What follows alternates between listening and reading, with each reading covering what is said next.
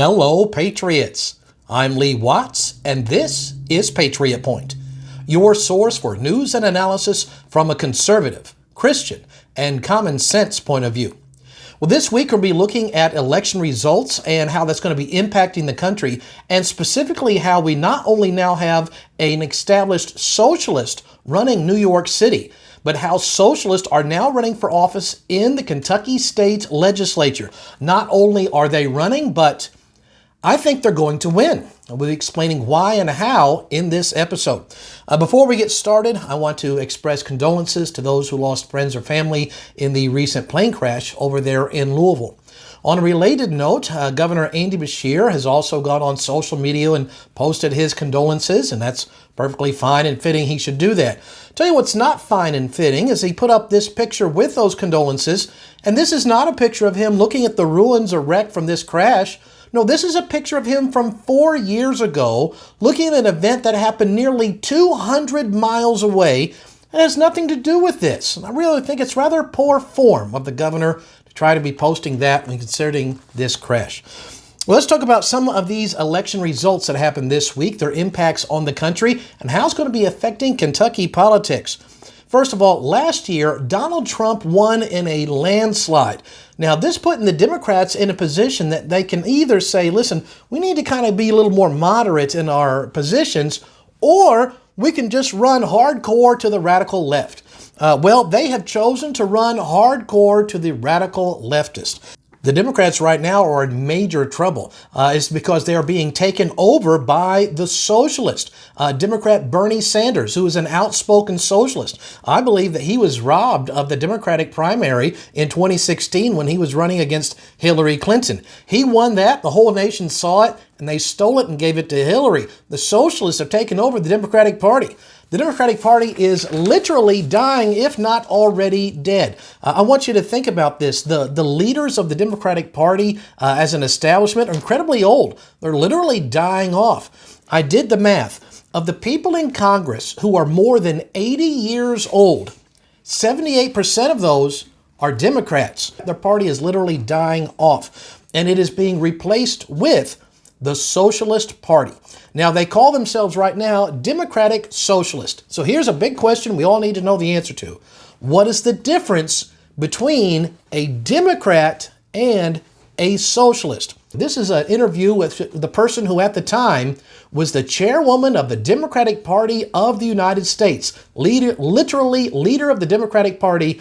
Notice the answer when asked, what's the difference between a Democrat and a socialist? Party. Well, what is the difference between a Democrat and a socialist? I used to think there was a big difference. What do you think it is?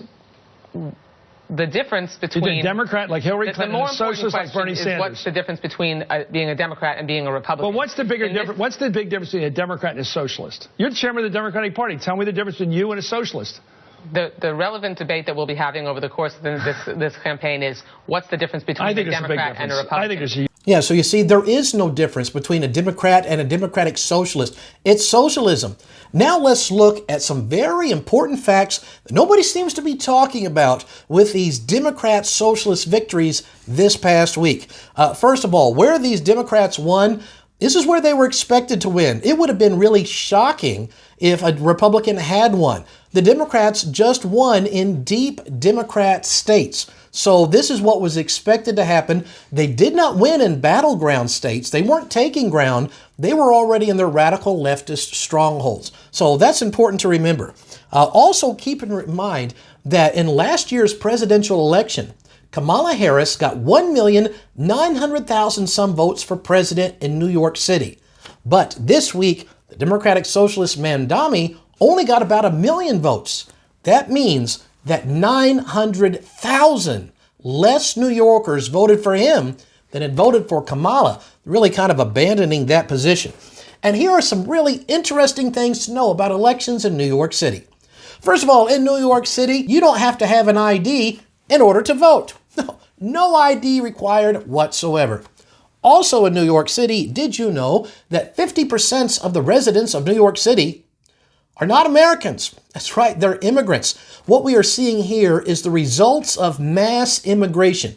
It is working exactly as it is designed and intended to do. Mass immigration, and then no voter ID laws, and then you can win the elections saying, I'm going to make the Americans pay for free stuff for me.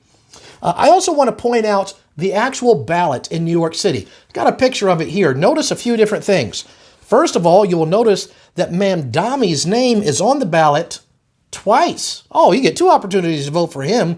Notice over here where the picture cuts off, Eric Adams, a guy who had dropped out a long time ago, specifically so he wouldn't split the vote. No, they put him back on the ballot anyway. You'll notice that Cuomo, who is really the only real contender against this socialist, he's relegated to the bottom line over there in the corner. Oh, and also in New York City, they've got mail-in voting. So yeah, don't have to have a voter ID, mail-in voting, and half the people aren't even actually from the United States. So it's kind of like this. Here's a problem with socialists. Is you ask a group of socialists, and a lot of young people like this idea of free stuff. And they say, who's up for getting free stuff? They're all like, yes. But when you ask the question, who wants to pay for somebody else to get free stuff? All of a sudden, they're like, no, no, no, no, no.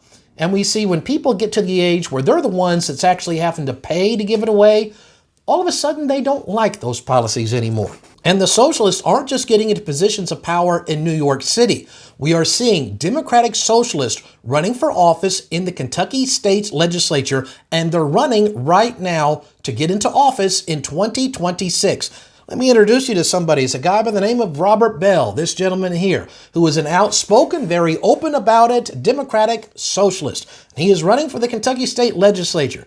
On the front page of his own website, he says he's a public school teacher, he's a community organizer, a Louisville native, and a Democratic socialist.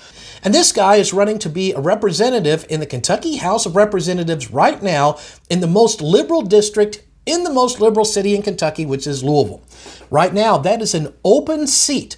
The current representative is not seeking re-election. They're running for a different office. So this is an open seat. And this Democratic Socialist, I predict, will win this race. We will have open socialist in the Kentucky State Legislature. I was up at the Capitol this week. It's where I work, and I was talking to some representatives just this week, and they weren't overly concerned about this. Well, it's just going to be one or two or three. They're really not going to have any influence. I would like to remind the Republicans of Kentucky, this is the exact same thing that the Democrats said about the Republicans not that long ago. There was a day not too long ago in Kentucky where you had to register as a Democrat because there were no Republicans on the ballot. So there is no Republican primary to even vote in. And in a very few short years, the Democrats went from having a super duper majority in both houses to being the minority and the Republicans in charge. And I'm warning the exact same thing can happen with the socialists if they're not paying attention. Here is some information I bet nobody's talking about and should be sounding alarm bells in every Republican, every conservative in the state. It is information that came out this week from the Kentucky State Board of Elections. And this is what it says. Since Andy Beshear became governor, the Democratic Party of Kentucky has lost more than 285,000 registered voters. Here's the other side. The Republicans during that same time period have gained 15,000 registered voters here in Kentucky. So the Democrats are down by 285,000, but the Republicans are only up by 15,000. Where are the other 200,000+ people gone? I'll tell you exactly where they've gone. They've left the Democratic Party and they haven't joined the Republicans. And you know what they have joined? They've joined the Socialist Party, the Communist Party, the Green Party.